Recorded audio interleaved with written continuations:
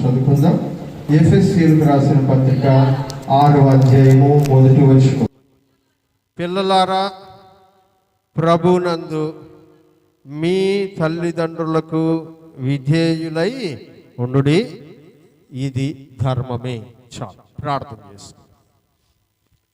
కృపగల ప్రభువ, పరిశుద్ధుడ, జీవాధిపతి, మీకు వందనాలు. ఈ ఉదయ సమయంలో మీ పాద సన్నిధిలో ఇలాగున నిలబడే ధన్యతనిచ్చినందుకు కృతజ్ఞతలు. మీ పక్షంగా ఇంకోసారి మీ సేవకుడిగా నిలబెట్టుకున్నారు. కోట్ల కొలది స్తుతులు ప్రభువా. నన్ను మీ సిలువ చోటను మరుగుపరచండి. మీ సిలువ ప్రత్యక్షతలో నుంచి సంఘంతో మాట్లాడండి. మాట్లాడవలసిన ప్రతి మాటను చక్కగా పలుకున్నట్లు నన్ను మీ స్వాధీనంలో ఉంచుకోండి. అలాగే వింటున్నటువంటి సంఘాన్ని జ్ఞాపకం చేసుకోండి. వినగలిగే చెవి, గ్రహించగలిగే మనస్సు, పాటించగలిగే జీవితాలు మా అందరికీ దయచేయమని యేసుక్రీస్తు వారి శ్రేష్టమైన నామంలో ప్రార్థించి స్తుతించి అడిగి వేడుకుంటున్నాము తండ్రి, ఆమేన్. ప్రియమైన వారులారా, ఈ సంవత్సరం మనం ధ్యానించుకుంటున్న వాక్యాంశము, మూలవాక్యము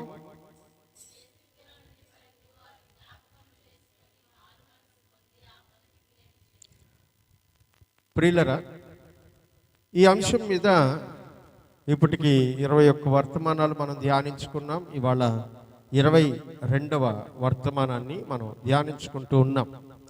దేవుడు మన జీవితాల్లో దేవునికి ఇష్టం లేని విషయాలు ఏమైతే ఉన్నాయో అవి మనకు చెప్తూ ఉండగా మనం వాటిని జ్ఞాపకం చేసుకొని మారు మనసు పొంది ఇంతకు ముందు ఉన్నట్లుగా దేవుని ఎదుట పరిశుద్ధులముగా, నీతిమంతులముగా, యథార్థపరులంగా ఎలా బ్రతకాలో నేర్పించేది దేవుని వాక్యం. కాబట్టి ఆ దేవుని వాక్యాన్ని మన జీవితంలో మనము అన్వయించుకున్నట్లయితే మనము, మన కుటుంబాలు ఆశీర్వదించబడతారు ప్రియులారా. మరి అలాగే దేవుని వాక్యంలో నుంచి గత వారంలో మనము పరిశుద్ధ గ్రంథాన్ని ధ్యానం చేసుకున్నప్పుడు విధేయత అనే అంశాన్ని గురించి నేర్చుకున్నాం. అవిధేయత ఉంటే ఏం జరుగుతుంది, అవిధేయత వలన మానవుడు దేన్ని సంపాదించుకున్నాడు అనే విషయాన్ని దేవుని గ్రంథంలో నుంచి మనం ధ్యానం చేసుకోవడం జరిగింది. మొట్టమొదటి అవిధేయత ఎలా ఉండింది, ఆ అవిధేయత వలన ఎన్ని పరిణామాలు ఏర్పడ్డాయి అనే విషయాన్ని దేవుని గ్రంథంలో నుంచి గత వారం మనం ధ్యానం చేసుకోవడం జరిగింది. ఇద్దరు మనుషుల మధ్యలో మొట్టమొదటి బంధం ఏ బంధము అంటే భార్యాభర్తల అనుబంధం. ఆ భార్యాభర్తల అనుబంధంలో ఎవరికి విధేయులై ఉండాలి అనే విషయాన్ని పోయిన వారం మనం నేర్చుకున్నాం. కొంతమందికి ఇష్టం ఉండింది, కొంతమందికి ఇష్టం లేదు. కానీ నేనేం చేయలేను కదా, వాక్యం ఏం చెప్తుందో దాన్ని నేను చెప్పాలి. ఈరోజు ఇంకొక అంశం, విధేయతలోని 2వ భాగాన్ని మనం నేర్చుకునేటువంటి ప్రయత్నం చేద్దాం. మొదటగా భార్య తన భర్తకు విధేయత చూపించాలి. అలా విధేయత చూపించకపోతే ప్రస్తుతానికి క్షేమంగా ఉందనుకున్నా, ఆనందంగా ఉన్నామనుకున్నా, డెవలప్ అయిపోతున్నామనుకున్నా, తర్వాత భవిష్యత్తులో అనేకమైనటువంటి ఇబ్బందులని ఎదుర్కోవలసి వస్తుంది. అలా ఎదుర్కొన్నటువంటి ఇబ్బందులు ఏమిటి అనే విషయాన్ని హవ్వ ఆదాముకు అవిధేయత చూపించిన కారణంగా ఏర్పడినటువంటి పరిణామాలను గురించి గత వారం దేవుని వాక్యంలో మనం నేర్చుకోవడం జరిగింది ప్రియులారా. అయితే ఇవాళ 2వ అనుబంధం, భూలోకములో ఇద్దరు మనుషుల మధ్యలో ఏర్పడినటువంటి 2వ అనుబంధమైనటువంటి తల్లిదండ్రులకి పిల్లలకి మధ్యలో ఉండవలసినటువంటి అనుబంధాన్ని గురించి దేవుని వాక్యం నేర్పిస్తున్నటువంటి పాఠాన్ని మనము నేర్చుకునేటువంటి ప్రయత్నం చేస్తాం. ఇవాళ కొంచెం సేపే, కొంచెం క్లుప్తంగా ఉంటుంది వాక్యం, ఎందుకంటే నేను మరలా వెంటనే సిద్ధపడి వెళ్ళాలి కనుక ఆ కొంచెం సేపు కొంచెం శ్రద్ధ కలిగి ఏకాగ్రతతో దేవుని వాక్యాన్ని వినేటువంటి ప్రయత్నం చేద్దాం. అధికారం అనేది ప్రతి స్థాయిలోనూ ప్రతి మనిషికి దేవుడిచ్చాడు. ప్రతి స్థాయిలోనూ ప్రతి మనిషికి దేవుడు అధికారాన్ని ఇచ్చాడు. ఎలా అంటే, ఉదాహరణకి గత వారం మనం నేర్చుకున్నటువంటి భార్యాభర్తల అనుబంధంలోని అధికారాన్ని, విధేయతను గురించే మనం ఉదాహరణగా చూసినట్లయితే, ఒక స్త్రీ తన పురుషునికి విధేయత చూపించినట్లుగానే ఆ స్త్రీ కన్నటువంటి పిల్లలు ఆ తల్లికి విధేయత చూపించాలి. అప్పుడు స్త్రీ కుటుంబ యజమానునికి విధేయత చూపిస్తే ఆమె కన్నటువంటి పిల్లలు ఆమెకు విధేయులుగా ఉంటారు. అంటే అర్థం ఏంటంటే ఈమె ఒకరికి లోబడాలి, ఈమె కింద కొంతమంది లోబడి బ్రతుకుతారు. ఇది దేవుడు ఏర్పాటు చేసినటువంటి వ్యవస్థ, క్రమము. దాన్ని ఎవరు కూడా మార్చలేరు ప్రియులరా. దీన్ని జాగ్రత్తగా గమనించాలి.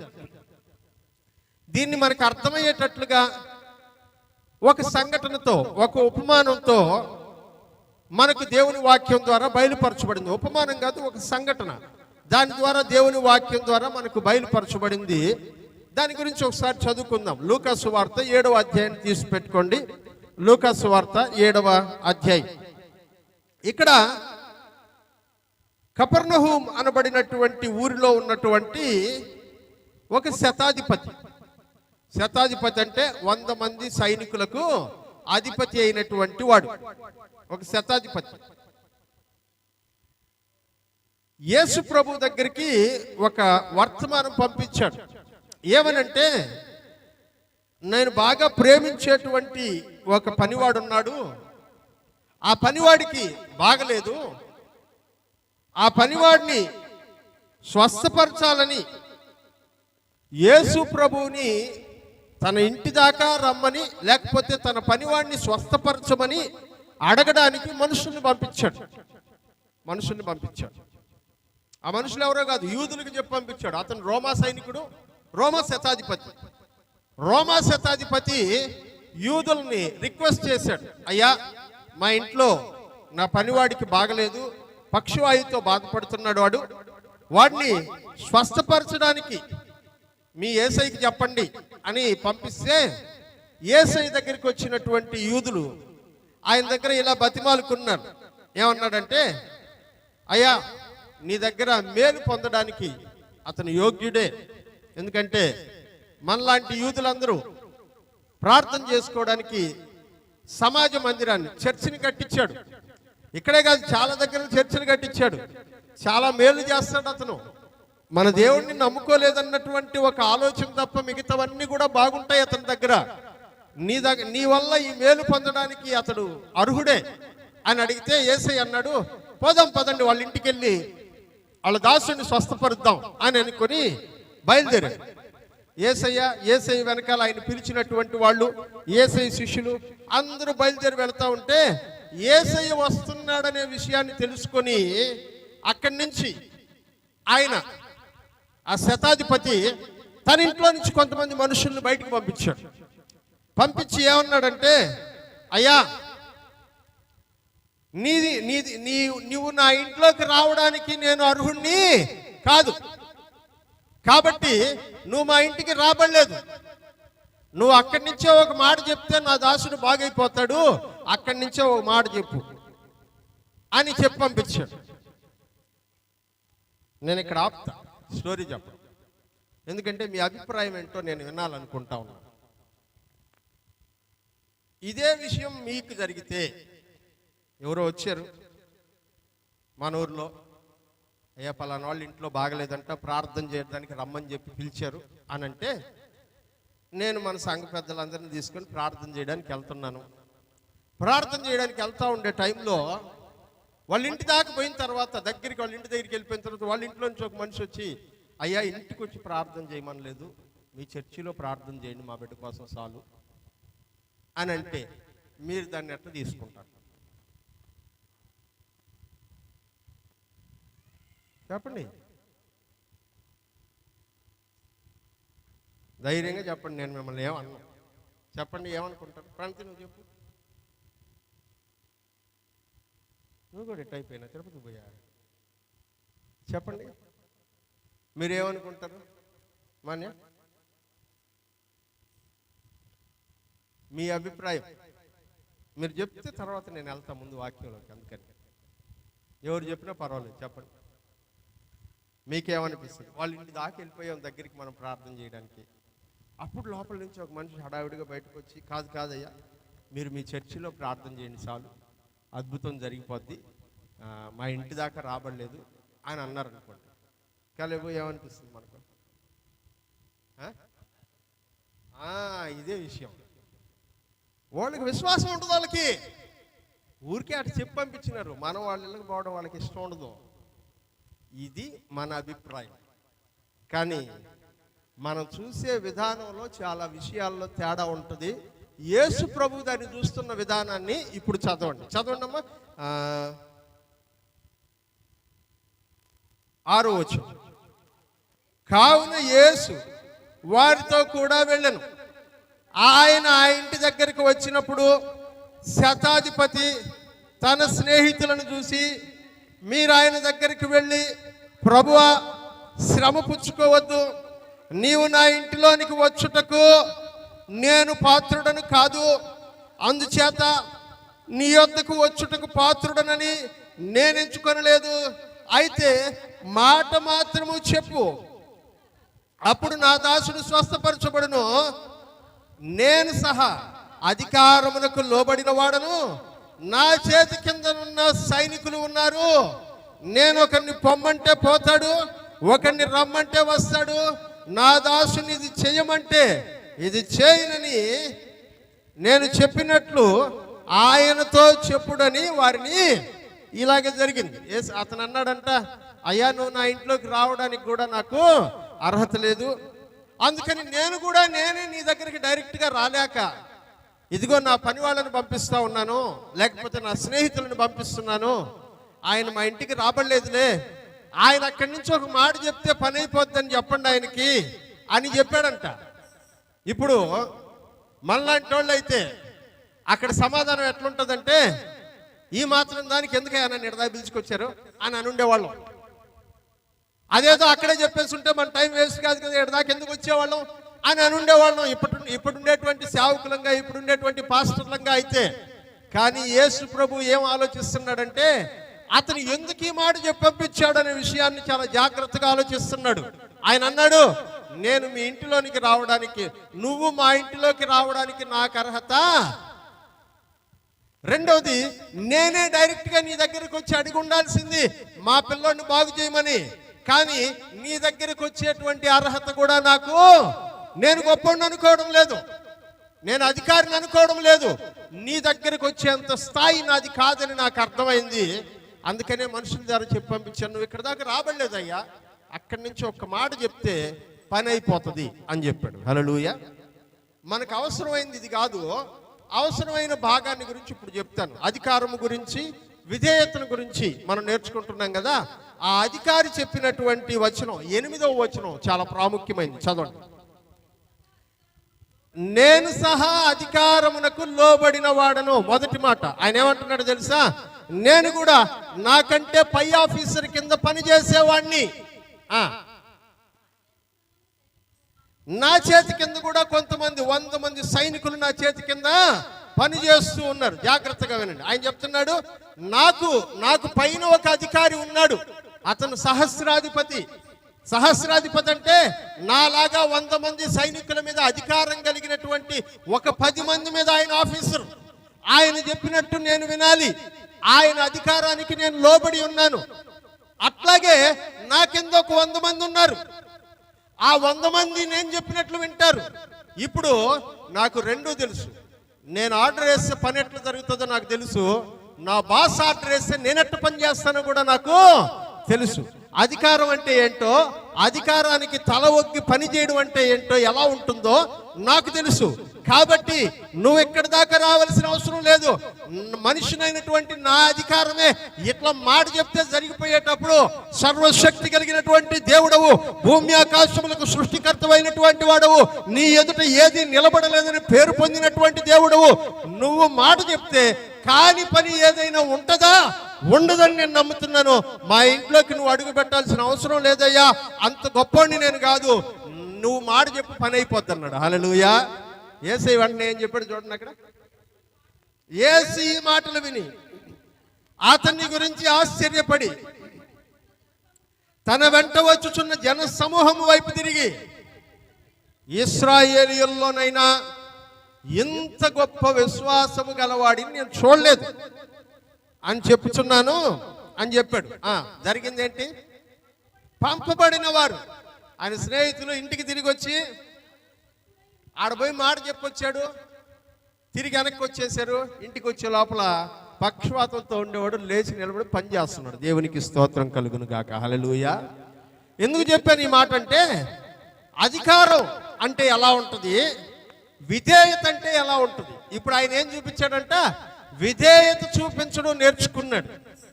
ప్రియులారా, ఎప్పుడు మనం గుర్తుపెట్టుకోవాల్సినటువంటి మాట ఏంటంటే,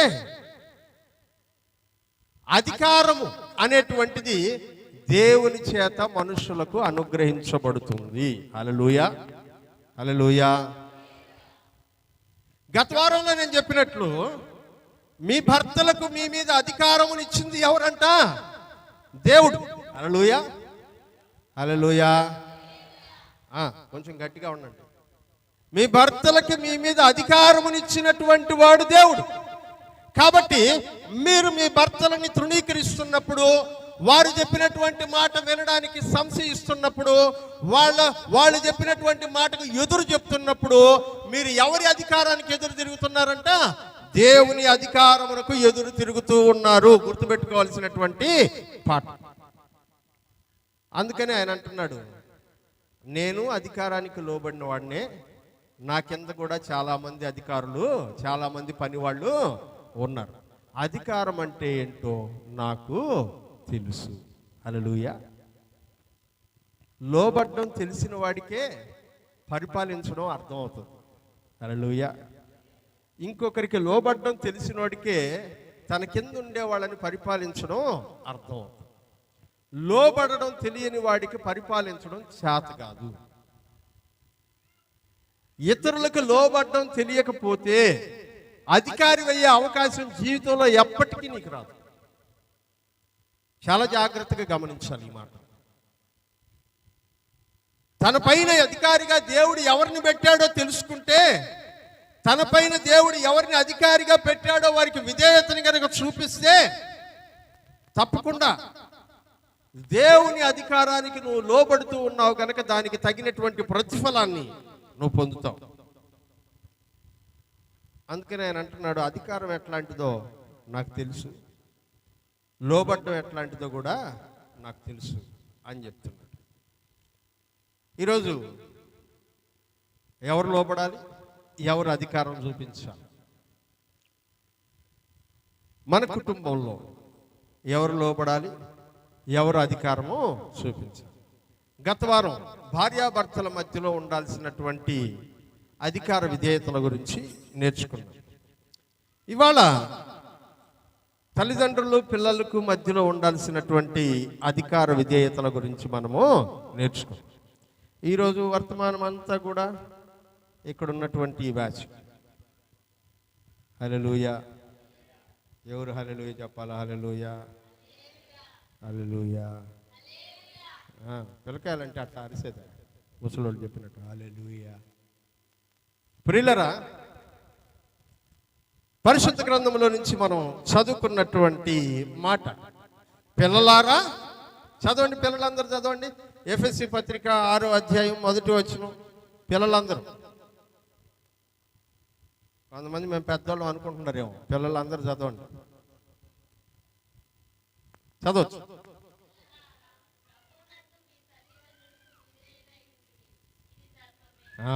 పిల్లలారా ఎవరికి విధేయులై ఉండాలంట? మీ తల్లిదండ్రులకు విధేయులై ఉండుడి, ఇది ధర్మమే. అదేంటంట? ధర్మము. ధర్మం అంటే దేవుడు విధించినటువంటి క్రమాన్ని పాటించడం, దాన్నే ధర్మము అని దేవుని గ్రంథం తెలియజేస్తుంది ప్రియులారా. కానీ ఇవాళ పరిస్థితులు ఎలా ఉన్నాయి అంటే, పిల్లలు తమ తల్లిదండ్రులకు విధేయులయ్యేటువంటి విషయానికి వచ్చేసరికి ఎవరు విధేయత చూపించడానికి ఇష్టపడడం లేదు. ఎవరు విధేయత చూపించడానికి ఇష్టపడడం లేదు. ఇది కుటుంబాల్లో కనబడుతుంది. మనందరి కుటుంబాల్లోనూ మన పిల్లలు మనకి ఎదురు తిరగడాన్ని మనం చూస్తున్నాం. మనందరి కుటుంబాల్లోనూ మన పిల్లలు బాధ్యత రాహిత్యంగా ప్రవర్తించడాన్ని మనం చూస్తూ ఉన్నాం. మనందరి కుటుంబాల్లో ఏదో ఒక విషయంలో మన పిల్లలు మన మాట వినకుండా తమ ఇష్టానుసారంగా ప్రవర్తించడాన్ని మనము చూస్తూ ఉన్నాం. దీనికి కారణాలు ఏంటి? అసలు మన పిల్లలు మన మాట ఎందుకు వినడం లేదు? దీనికి కారణాలు ఏంటి? కొద్ది మాటలు నేను మీకు జ్ఞాపకం చేస్తాను, కొన్ని కారణాలు జ్ఞాపకం చేస్తాను. మొదటిది, మన పిల్లలు మన మాట వినకపోవడానికి కారణం బాధ్యత లేనటువంటి తల్లిదండ్రులు. ఎవరంటాళ్ళు? పిల్లల విషయంలో ఎట్లాంటి బాధ్యత తీసుకోరు. అందుకనే వాళ్ళు పెద్ద అయిన తర్వాత, కొంచెం ఊహ తెలిసిన తర్వాత వాళ్ళు ఏమంటారంటే, మాకేం చేసినావు నువ్వు, మాకేం చేసావని, నువ్వు చెప్పిన మాట మేము వినాలి అని అడుగుతారు. పిల్లలకు ఏ వయసులో మనం ఏ బాధ్యతను నిర్వర్తించాలో ఆ బాధ్యతను సక్రమంగా నిర్వర్తించినటువంటి తల్లిదండ్రులందరూ కూడా తమ పిల్లలు తమ మాట వినకపోవడానికి కారకులు. దీన్ని మనం మనసులో పెట్టుకోవాలి. చిన్నపిల్లల్ని వాళ్ళు పుట్టిన తర్వాత వాళ్ళు పెరిగి పెద్దవాళ్ళు అయ్యేంత వరకు ఊహ తెలిసి మా తల్లిదండ్రులు మా కొరకు ఇన్ని చేశారు అనే విషయాన్ని గ్రహించేటట్లుగా వాళ్ళ విషయంలో నువ్వు బాధ్యతాయుతంగా ప్రవర్తించకపోతే, అలాంటి బాధ్యత రాహిత్యమైనటువంటి తల్లిదండ్రులు వాళ్ళు మీ మాట వినకపోవడానికి కారణాలుగా మారుతున్నారు. ఇది మొదటి కారణం. రెండవ కారణం, అతి ముఖ్యమైన రెండవ కారణం, మీరు పాపం చేస్తూ మీ పిల్లలకు గనక పట్టుబడితే, లేదా మీరు పాపం చేస్తున్నారన్న విషయం మీ పిల్లలకి గనక తెలిస్తే, ఏ వైపు నుంచి తెలిసినా సరే ఆ పిల్లలు ఇంక జీవితంలో మీ మాట మీరు పాపం చేస్తున్నారనే విషయము మీ పిల్లలకి ఏ రకంగా తెలిసినా సరే వాళ్ళు మీ మాట వినడం చాలా చాలా చాలా తగ్గిపోతుంది.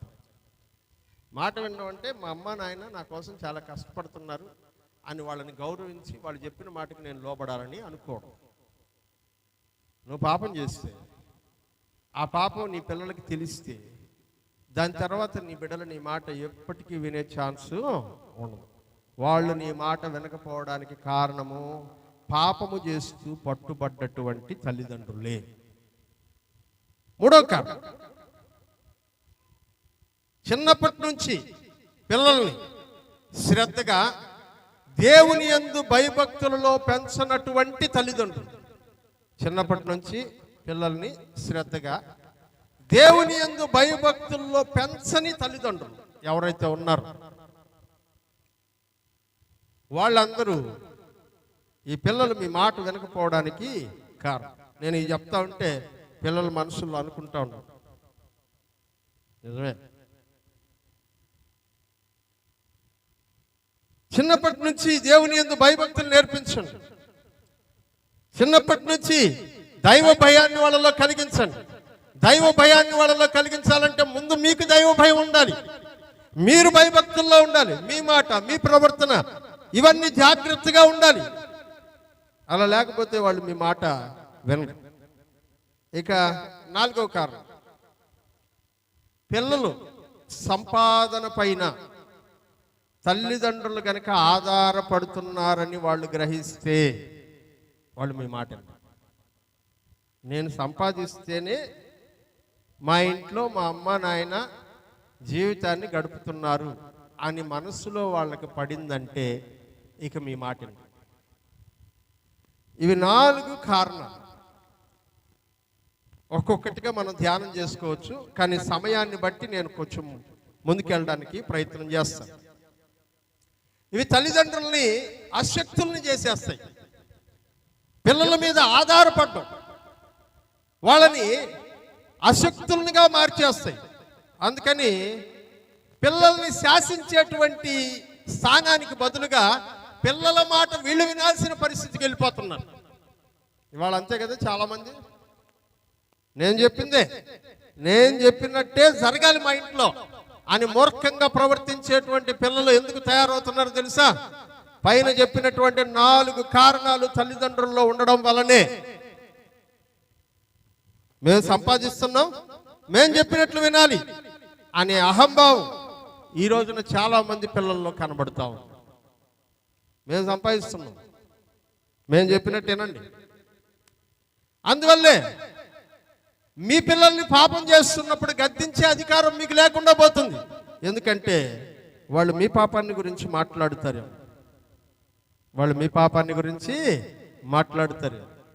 ఈ రోజున చాలామంది తల్లిదండ్రులు తమ పిల్లలు చేస్తున్నటువంటి పాపాన్ని గద్దించలేకపోవడానికి తెలుసు. తల్లిదండ్రులకి నా బిడ్డలు పాపం చేస్తున్నారని తెలుసు.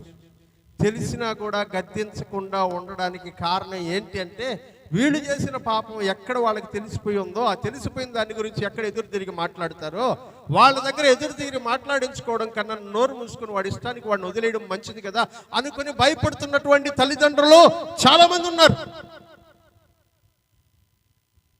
వారిని గద్దిస్తే రేపొద్దున వాళ్ళ సంపాదన మనకి ఈరేము అనే భయంలో బ్రతుకుతున్నటువంటి తల్లిదండ్రులు చాలామంది ఉన్నారు. ఒక రకంగా చెప్పాలంటే పిల్లలు తల్లిదండ్రుల్ని బ్లాక్మెయిల్ చేస్తున్నారు. పిల్లలు తల్లిదండ్రులను ఏం చేస్తున్నారంట? బ్లాక్మెయిల్ చేస్తున్నారు. మేమేం చేసినా మీరు అడగడానికి లేదు. ఏమన్నా మాట్లాడతావా? నేను ఇంట్లో నుంచి వెళ్ళిపోతా. ఎందుకంటే మనం పని చేసుకోగలం కదా, మనం సంపాదించుకోగలం కదా, మనం తినగలం కదా, మీ అవసరత మాకు లేదు ఇంకా అని చెప్తున్నటువంటి పిల్లలు చాలామంది ఉన్నారు. అందుకనే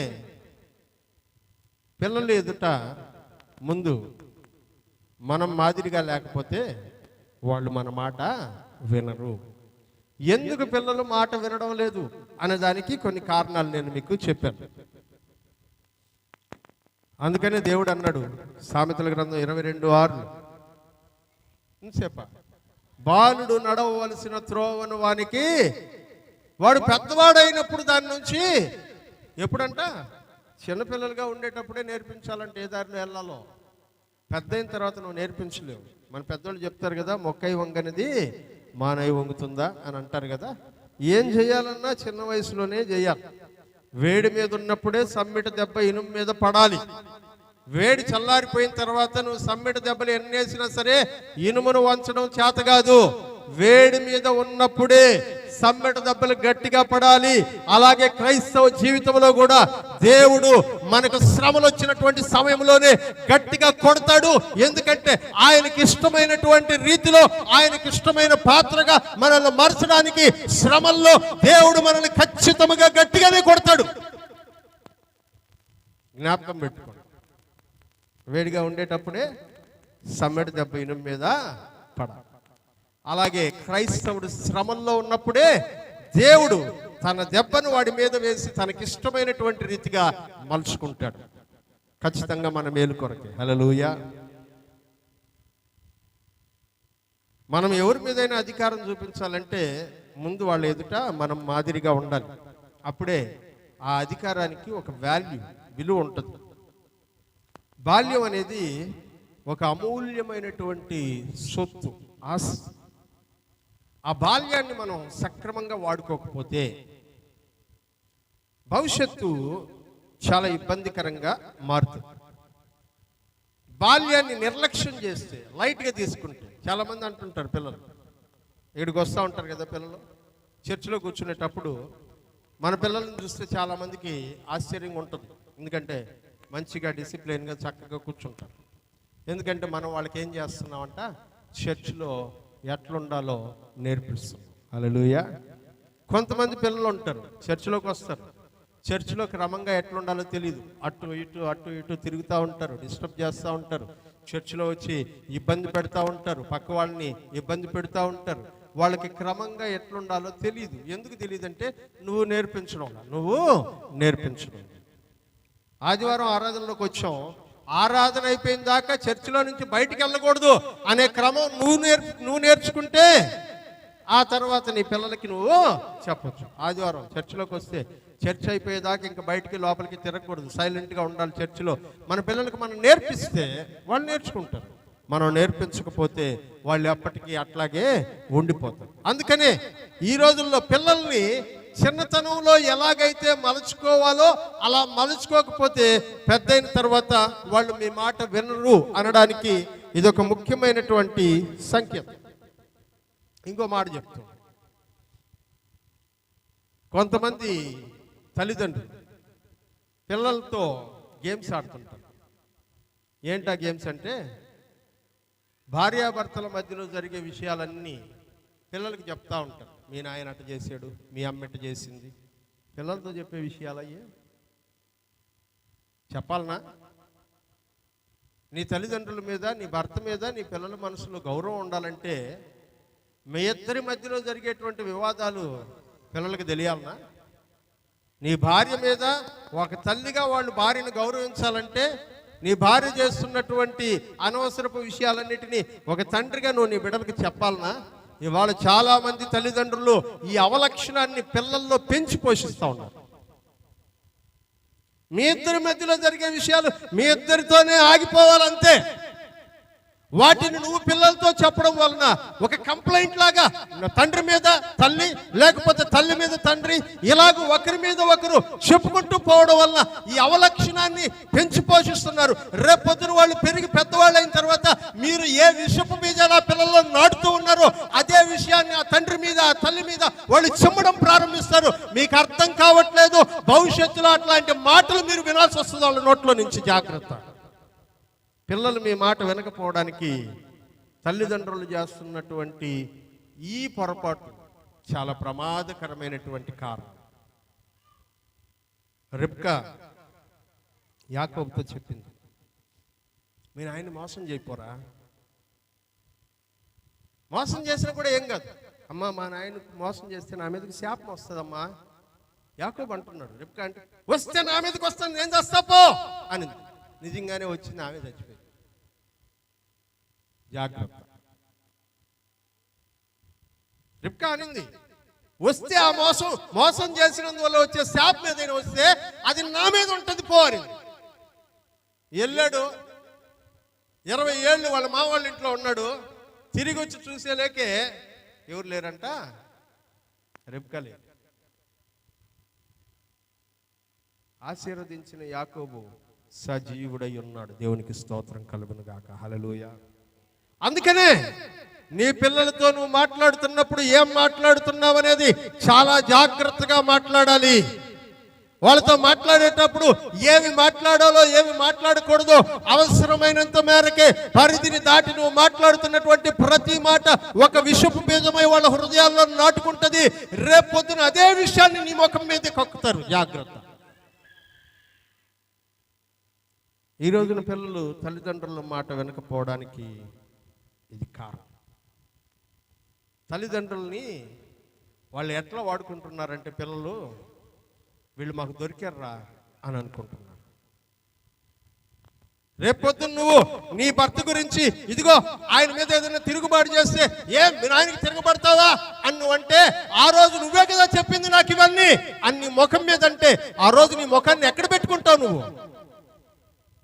ఈ రోజున చాలా మంది తల్లిదండ్రులు తల్లుల మీద తండ్రులు, తండ్రుల మీద తల్లులు ఇవి చెప్పుకుంటూ బ్రతుకుతా ఉన్నారు. రేపొద్దున అవి మీ ఎదుట విషవృక్షాలుగా నిలబడతాయి. జాగ్రత్త. చిన్నపిల్లలుగా ఉన్నప్పుడే పిల్లలకు తండ్రి యొక్క అధికారం ఏంటో చెప్పండి. చిన్నపిల్లలుగా ఉండేటప్పుడే తల్లి యొక్క అధికారానికి ఎందుకు లోబడి ఉండాలో చెప్పండి. వాళ్ళు మిమ్మల్ని ఎంత ప్రేమిస్తున్నారో, ఒకరు ఇంకొకరిని ఎలా ప్రేమిస్తున్నారో, తండ్రి బిడ్డల్ని ఎలా ప్రేమిస్తున్నాడో చెప్పండి. తండ్రి తల్లి బిడ్డల్ని ఎలా ప్రేమిస్తుందో చెప్తారు. అలా చెప్పడం వల్ల ఒకరి గౌరవాన్ని ఒకరు పిల్లల హృదయాల్లో పదిలపరుస్తూ ఉన్నారు. వాళ్ళు పెద్ద అయిన తర్వాత కూడా మిమ్మల్ని గౌరవిస్తూనే ఉంటారు. అట్లా కాకుండా మీలో ఉండేటువంటి విభేదాలను తీసుకెళ్లి పిల్లల హృదయాల్లో రుద్దేసి వాళ్ళ మనసుల్లో చెడు అభిప్రాయాన్ని కలిగించి భవిష్యత్తులో వాళ్ళు రేపొద్దున తిరుగుబాటు చేస్తున్నప్పుడు నువ్వు ఎదురుగా వచ్చి నిలబడి ఇదిగో మీ నాన్న ఇట్లా అంటావా, మీ అమ్మని ఇట్లా అంటావా అంటే, నువ్వే కదా ఇవన్నీ మాకు చెప్పింది.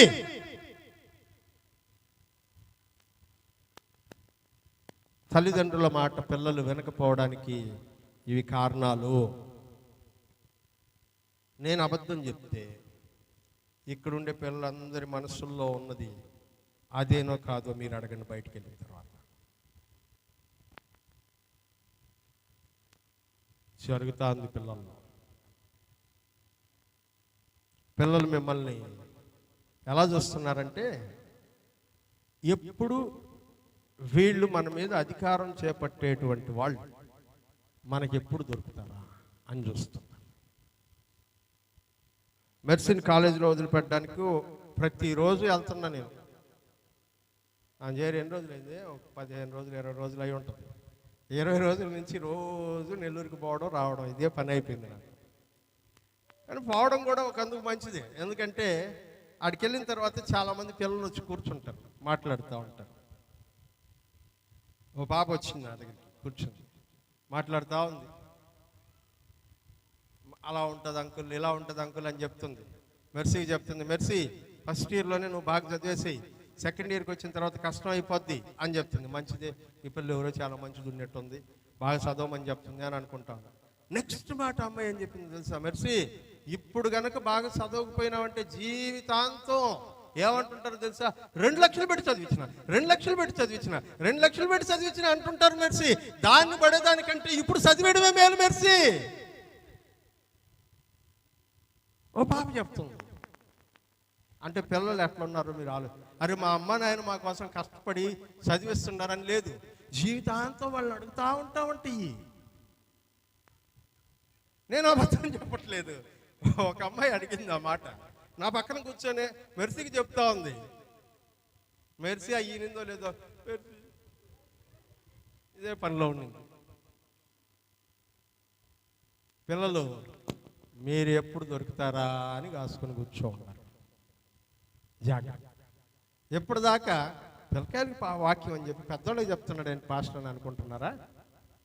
ఏమన్నా మాకు గాజులు అనుకుంటున్నారా? వస్తున్నా. ప్రియులరా, పిల్లలు తల్లిదండ్రుల మాట వినకుండా పోవడానికి ఇవి కారణం. అయితే పిల్లలకి దేవుని వాక్యం చెప్పినటువంటి కొన్ని మాటలు నేను హెచ్చరికలుగా చేసి ఈ వర్తమానాన్ని ముగించే ప్రయత్నం చేస్తాను. మరొక వచనం చదువుకుందాం. కొలస్సీ పత్రిక, కొలస్సీ పత్రిక ఏడుందో కనబడిందా? ఫిలిప్పీ పత్రిక తర్వాత కొలస్సీ పత్రిక. కొలస్సీ పత్రికలో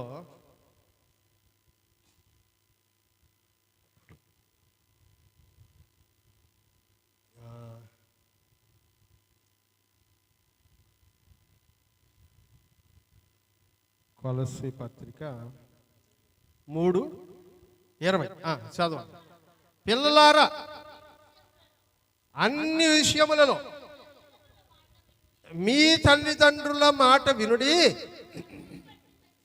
ఇది ప్రభువును బట్టి ఏంటి మెచ్చుకోదగింది? ఏ విషయాల్లో? అన్ని విషయములలో తల్లిదండ్రుల మాట వినండి, ఇది మెచ్చుకొనదగినది. హల్లెలూయా. ఇందాకేమో ఇది ధర్మమే అన్నారు. పిల్లలారా, ప్రభువునందు మీ తల్లిదండ్రులకు విధేయులై ఉండండి, ఇది ధర్మమే అన్నాడు. ఇప్పుడు చెప్తున్నాడు, పిల్లలారా అన్ని విషయముల్లో మీ తల్లిదండ్రులకు లోబడి ఉండండి, ఇది మెచ్చుకొనదగినది. తప్పకుండా తల్లిదండ్రులకు లోబడేటువంటి బిడ్డల్ని అందరూ ప్రశంసిస్తారు, గౌరవిస్తారు, మెచ్చుకుంటారు. కాబట్టి మీరు మీ తల్లిదండ్రులకి అన్ని విషయాల్లో లోబడి ఉండడానికి ప్రయత్నము చేయండి. అలా లోబడి ఉండకపోతే మీరు మీ తల్లిదండ్రులను ఎదిరిస్తున్నప్పుడు, మీ తల్లిదండ్రుల యొక్క అధికారాన్ని మీరు ఎదిరిస్తూ ఉన్నప్పుడు మీరు దేవుని అధికారాన్ని ఎదిరిస్తున్నారు. హల్లెలూయా. ఎవరి అధికారాన్ని ఎదిరిస్తున్నారంట? గుర్తుపెట్టుకోండి, మీ తల్లిదండ్రుల్ని మిమ్మల్ని గద్దిస్తున్నా, మిమ్మల్ని శిక్షిస్తున్నా, మిమ్మల్ని ఏ రకముగా అయినా ఇబ్బంది పెడుతున్నారని మీకు అనిపిస్తూ ఉన్నా, అవన్నీ కేవలము దేవుడు వాళ్ళకి ఇచ్చిన అధికారమును బట్టి మిమ్మల్ని క్రమపరచడానికే తప్ప మిమ్మల్ని చెడు మార్గంలో నడిపించడానికి కాదు అనే విషయాన్ని మీరు గుర్తుపెట్టుకోవాలి ప్రియమైనటువంటి వాళ్ళు. దాన్ని వ్యతిరేకిస్తే దేవుణ్ణి వ్యతిరేకించినట్టే, అధికారాన్ని దుర్వినియోగపరిచేటువంటి వాడని అర్థం. ఇప్పుడు మీరు వ్యతిరేకించారనుకోండి, రేపు మీరు పెద్దోళ్ళు అవుతారు, మీరు అమ్మలు అవుతారు, మీరు నాయనలు అవుతారు, మీకు పిల్లలు పుడతారు. వాళ్ళు కూడా మిమ్మల్ని ఏం చేస్తారంట? చెప్పండి గట్టి. వ్యతిరేకిస్తారు.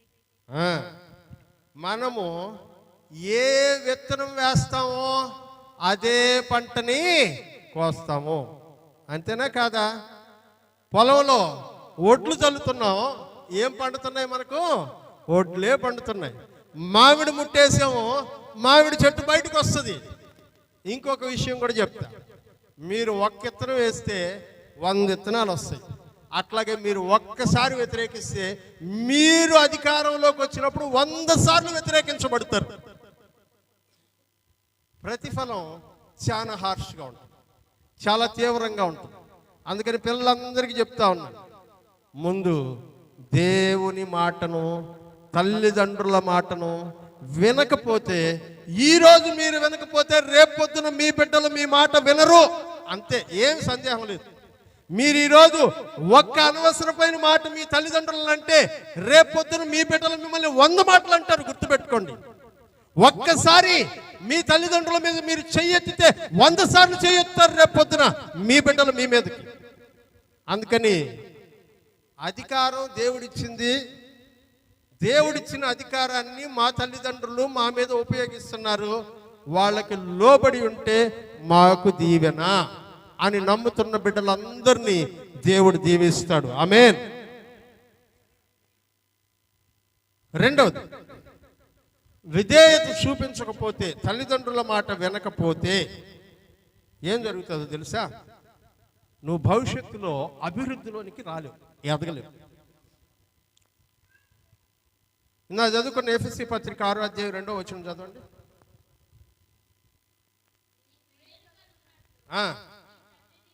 ఎవరికి మేలు కలిగినట్లు? నీ తల్లిని నీ తండ్రిని గౌరవిస్తే మీ తల్లికి మీ తండ్రికి మేలు జరుగుతుందని చెప్పాడా? మీకు మేలు కలుగునట్లు. ప్రణతి సుబ్రహ్మణ్యాన్ని నాగరాజుని గౌరవిస్తే సుబ్రహ్మణ్యానికి నాగరాజునికి మేలు జరిగేది. ఎవరికి జరుగుతుందంట మేలు? ప్రణతికి మేలు జరుగుతుంది. అందుకని నీకు మేలు కలుగునట్లు నీ తండ్రిని నీ తల్లిని సన్మానించుము, అప్పుడు నీవు భూమి మీద దీర్ఘాయుష్మంతుడవై అవుదువు. ఇది వాగ్దానముతో కూడిన ఆజ్ఞలలో మొదటిది. వాగ్దానంతో కూడిన ఆజ్ఞ అంట. ఏంటది? మీ తల్లిని తండ్రిని గౌరవించు. ఆజ్ఞ అక్కడితో ఆగిపోలే. ఆయన అంటున్నాడు, అలా గౌరవిస్తే నువ్వు భూమి మీద దీర్ఘాయుష్తో ఉంటావు. హల్లెలూయా. దీర్ఘాయువుతో బ్రతుకుతావు అని అంటున్నాడు. అంటే మనం దీవించబడాలన్నా, వృద్ధిలోనికి రావాలన్నా, సుఖజీవనం సంపాదించాలన్నా తల్లిదండ్రుల్ని గౌరవించాలి. వారికి విధేయత చూపించడం మన ఆశీర్వాదానికి కారణంగా మారుతుంది అనే విషయాన్ని గమనించాలి. సామెతల గ్రంథం 6వ అధ్యాయం 20 నుంచి 24 వచనాలు చదువుకుందాం. సామెతల గ్రంథము 6వ అధ్యాయం.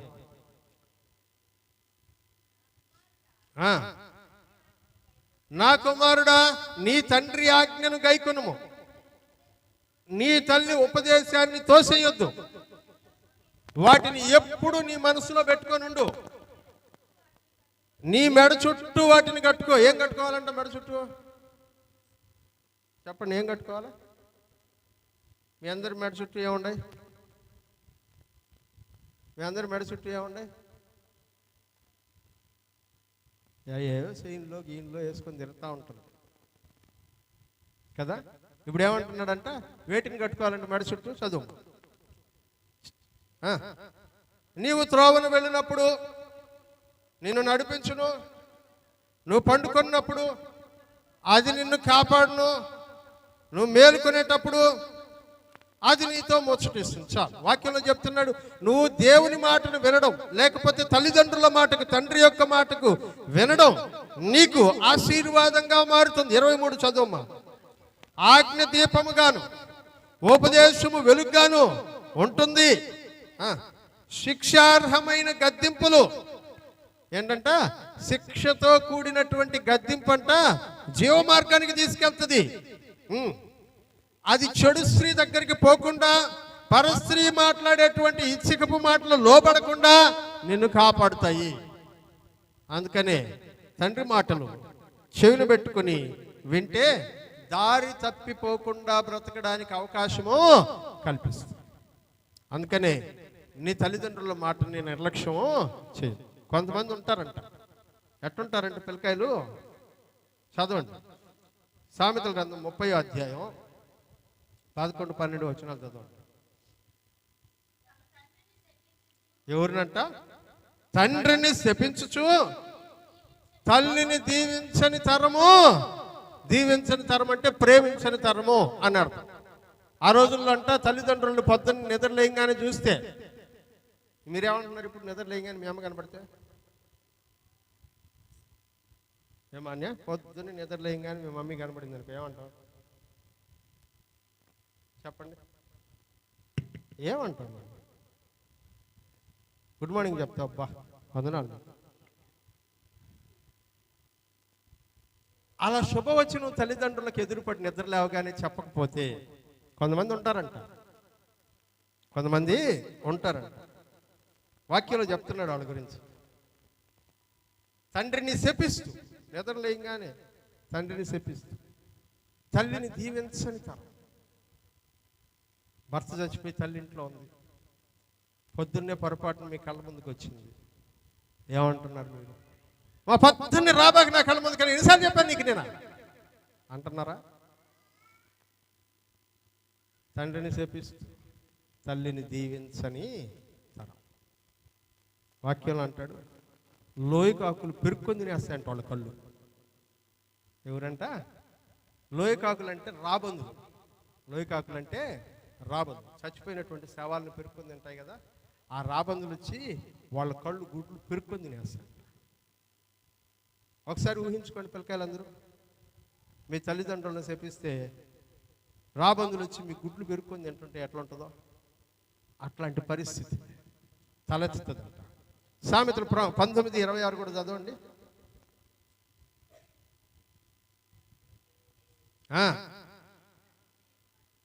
తండ్రికి కీడు చేసి తల్లిని తరిమివేయువాడు అవమానమును అపకీర్తిని మూటగట్టుకుంటాడు.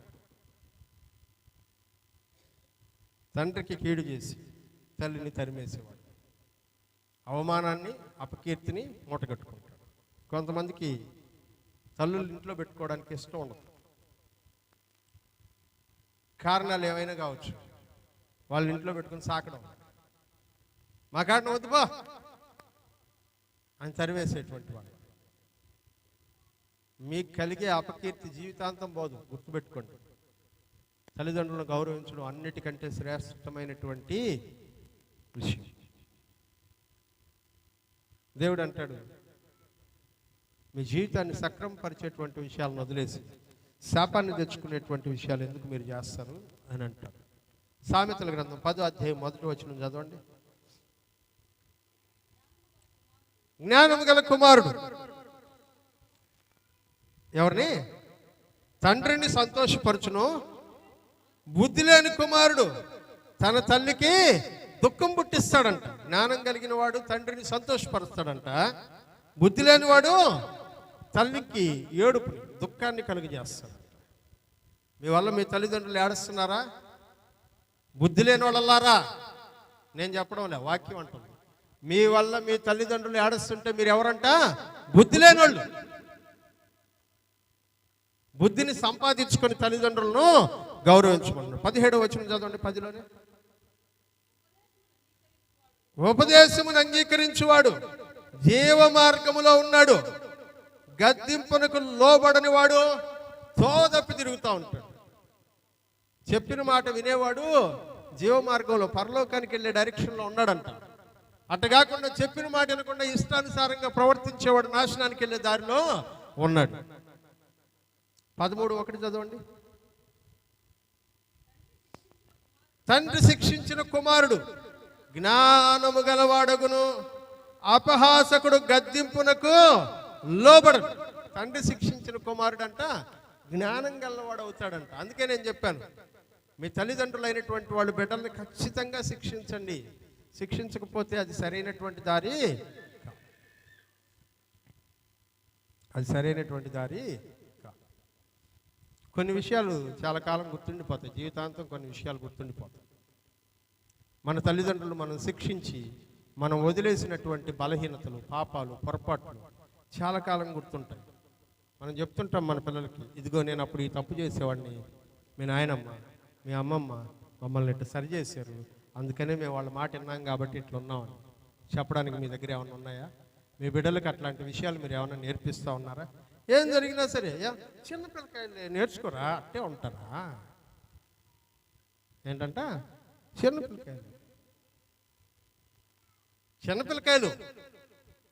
చిన్నపిల్లకాయలకి కర్ర ఎత్తుకొని వాళ్ళ అమ్మ నాయన మీదకి నేర్పి పోతా ఉంటే నాయనమ్మ చూడు చూడు, నాయనమ్మల అమ్మమ్మ లాగా ఒకటి మొహం మీద కొట్టి అక్కడికి కర్ర తీసుకెళ్తున్నావు అని చెప్పడానికి మొదలు ఓడంతే. ఏందో ఓడంతే. 4 రోజుల తర్వాత ఆ కర్ర నీ ఒంటి మీద తిరుగుతుంది, జాగ్రత్త. పిల్లలను అదుపులో పెట్టకపోతే అదుపు లేని బాలుడు తన తల్లికి అవమానము తెస్తాడు. జాగ్రత్త పిల్లలు. సామెతల గ్రంథం 17:6 చదువుదాం. కుమారుల కుమారులు ఎవరంట? మీకు రెస్పెక్ట్ ఎవరంట? మీరు ఒక పోస్ట్ కార్డుకి అదేం కదా పోస్టల్ అడ్రస్ ఇవ్వండి. హాల్ టికెట్లు జాబ్ కోసం ఏదన్నా వస్తుంటాయి కదా, వాటికి పోస్టల్ అడ్రస్ ఇవ్వండి. మీరు పోస్టల్ అడ్రస్ ఇచ్చేటప్పుడు ప్రణతి, ఈరోజు నన్ను పట్టుకున్నాడు ఎంత పాస్ట్ అనుకున్నాను, నేనేం చేయను, ప్రణతి అని రాస్తాం. కింద ఏముండాలంట? డాటర్ ఆఫ్ పాముల సుబ్రహ్మణ్యం అని ఉండాలి. ప్రణతి అని వచ్చిందనుకో అది పోస్ట్ ఆయన కాడనే ఉంటుంది, నీ కాడకు రాదు. ఎందుకని? నువ్వు ఎవరి కేర్ ఆఫ్లో ఉండవు? ఆయన అధీనంలో ఉండవు నువ్వు. కొంతమంది అనుకుంటారు మా నాయన పేరు పెట్టబడలేదని. పెట్టాలా? ఉద్యోగం వచ్చేటప్పుడు కూడా కింద ఏముంటుందంట?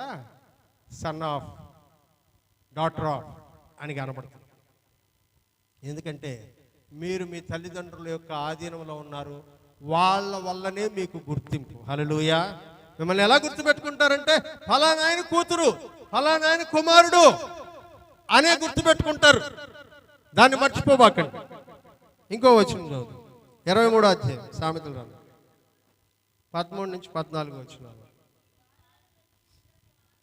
నీ బాలురను శిక్షించుటకు మానుకొనకము, బెత్తముతో వాడిని కొట్టిన ఎడల వాడు చావకుండును, బెత్తముతో వాడిని కొట్టిన ఎడల పాతాళానికి పోకుండా వాని ఆత్మను నువ్వు తప్పిస్తావు. ఏం వాడాలంట? ఎంతమంది వాడారు? తల్లిదండ్రులు చేతులు ఎత్తండి. నేను వాడాను నా కూతుర్ని కొట్టడానికి బెత్తం అనేవాళ్ళు చేతులు ఎత్తండి. దేవునికి స్తోత్రం. మిగిలిన వాళ్ళు వాడడం లేదంటే మీరే మీ పిల్లల్ని ఏం చేస్తున్నారంట? పాడు చేస్తున్నారు. వాక్యంలో అంటారు, కొడితే వాడు నరకానికి పోకుండా కాపాడుకుంటావు, కొడితే వాడు పాడైపోకుండా కాపాడుకుంటావు. వాడు చచ్చిపోవడం నీ ఉద్దేశం కాదు, బాగుపడడం నీ ఉద్దేశం. అందుకనే బెత్తాన్ని వాడాలి బిడ్డల మీద. వీళ్ళందరూ అనుకుంటా ఉన్నారు పిల్లకాయలు ఆ కాలేజీ తీసి వెళ్ళిపోయినా బాగుండేది. నేను 23వ అధ్యాయం 22వ వచనం చదువు. నిన్ను కన్న నీ తండ్రి ఉపదేశం అంగీకరించు, నీ తల్లి ముదిమి యందు ఆమెను నిర్లక్ష్యము చేయ. జాగ్రత్త. నీ తండ్రి ఉపదేశాన్ని విను. తల్లి పెద్దదైపోయింది కదా, వృద్ధురాలైపోయింది కదా, ఓ మూల పడి ఉంటుందిలే అని పక్కన నెట్టేయబాక. నీ తల్లి ముదిమి యందు ఆమెను నిర్లక్ష్యము చేయొద్దు. అలా చేస్తే నీకు ఆశీర్వాదం రాదు. ప్రియమైనటువంటి వాళ్ళ పిల్లలు తల్లిదండ్రులకు విధేయులై ఉన్నారు. విధేయులు కాకపోతే దేవుడిచ్చేటువంటి ఏ ఆశీర్వాదం మీ దాకా రాదు. మీరు దేవుని యొక్క శాపానికి కారణాలుగా మారిపోతారు. నేను మళ్ళా చెప్తున్నాను, ఈ లోకంలో ఎవరు పరిశుద్ధులు గారు, ఎవరు నీతిమంతులు కారు. అందరూ పరిశుద్ధులుగాను నీతిమంతులుగాను మారే క్రమంలో ఉండరు. మీ తల్లిదండ్రుల్లో పొరపాట్లు ఉంటాయి, బలహీనతలు ఉంటాయి. వాళ్ళ పొరపాట్లని బలహీనతల్ని ఆసరాగా చేసుకొని వాళ్ళని బ్లాక్మెయిల్ చేసి ఇబ్బంది పెట్టాలని చూస్తే మీరే ఇబ్బంది పడతారు. జాగ్రత్త. భవిష్యత్తులో మీకు ఒక ఆలోచన లేకుండా పోతుంది. ఎందుకో తెలుసా? లోకం అంతా మిమ్మల్ని చూస్తూ ఉంటుంది. ఒరే వాడు వాళ్ళ అమ్మ నాయన్నే సరిగా చూడడురా, వాళ్ళ అమ్మ నాయన కాడ ఒక్కరో చిన్న ఛాన్స్ దొరికితే దాన్ని పట్టుకొని బ్లాక్మెయిల్ చేసుకుని బతికేవాడు వాడి దగ్గర మనం దొరికితే కూడా అట్లాగే ఉంటుంది. వాడిని ఎంత దూరంగా పెడితే అంత మంచిదని జనాలు మీ గురించి మాట్లాడుకుంటారు.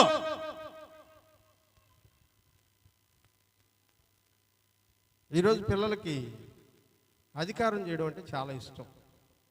అందుకనే మీరు చూడండి, ఉద్యోగంలో చేరిన నెల కూడా ఉండదు, ఫస్ట్ జీతం కూడా చేతికి రాదు. అమ్మ ఈడే హీరో ఇంట్లో, నేను చెప్పినట్టే జరగాలి, నేను చెప్పిన మాటే ఏనా. ఇందాకటి దాకా ఉద్యోగంలో చేరకుండా ఉండిన రోజులు వాడి పరిస్థితి ఏంటంటే బయటికి పోయి కూల్ డ్రింక్ తాగాలన్నా కూడా 10 రూపాయలు వాళ్ళ అమ్మకాడు వాళ్ళ నాయన కాడ ఎత్తుకొని పోవాలి. ఇప్పుడు ఈ జోబులోకి 10 రూపాయలు వచ్చినాయి. అమ్మో 10 వస్తే చాలు, ఇంక ప్రపంచం మొత్తం మన హ్యాండ్ ఓవర్లో ఉన్నట్టు. మొదటి శాలరీ రాగానే నేను మంచి కాస్ట్లీ బైక్ కొనాలనుకుంటున్నా, శాతం కూడా వచ్చి ఉన్నది. ఇంకా మరి ఇన్ని రోజులు నీకోసం కష్టపడ్డటువంటి అమ్మా నాయన, వాళ్ళు నీకోసం చేసినటువంటి ప్రయత్నాలతో అయినటువంటి అప్పులు, జీతం తీసుకొచ్చి ఇదిగో నా సంపాదన, ఇదిగో నాయన నీ చేతికి ఇస్తున్నా అని మీ నాయన చేతికి ఎంతమంది ఇస్తున్నారు? మీ అమ్మ చేతికి ఎంతమంది ఇస్తున్నారు? ఇస్తున్నటువంటి బిడ్డలందరూ 1000 రెట్లుగా దీవించబడుదురుగాక. జాగ్రత్తగా ఆలోచించండి. ఈ రోజున సంపాదన పరులవుతున్నటువంటి బిడ్డలు తమ ఇళ్లలో తామే అధికారులు అని అనుకుంటున్నారు. నువ్వు ఎంత సంపాదించినా నువ్వు ఎప్పటికీ నీ తండ్రికి తల్లికి లోబడి ఉండాల్సిందే. అది దేవుని వాక్యం. దానివలన నీకు మేలు కలుగుతుంది కానీ కీడైతే జరగదు. హల్లెలూయా. కానీ తల్లిదండ్రులు జాగ్రత్తగా ఉండాలి. మీ పిల్లలు మీకు లోబడకపోవడానికి మీరే కారణాలేమో. నేను ముందు 4 కారణాలు చెప్పాను, తర్వాత ఇంకొకటి 5వది కూడా యాడ్ చేశాను. ఈ 5 కారణాల్లో మీరు మీ బిడ్డలు మీ మాట వినకుండా పోవడానికి కారకులుగా మారిపోతున్నారేమో. ఆ విషయాల్లో మీ బిడ్డల ఎదుట మాదిరిలుగా ఉండండి. దేవుడు మిమ్మల్ని ఆశీర్వదించును గాక. ప్రార్థన చేసుకుందాం. తలలోంచినట్లయితే ప్రార్థన చేసుకుందాం. ప్రియులారా,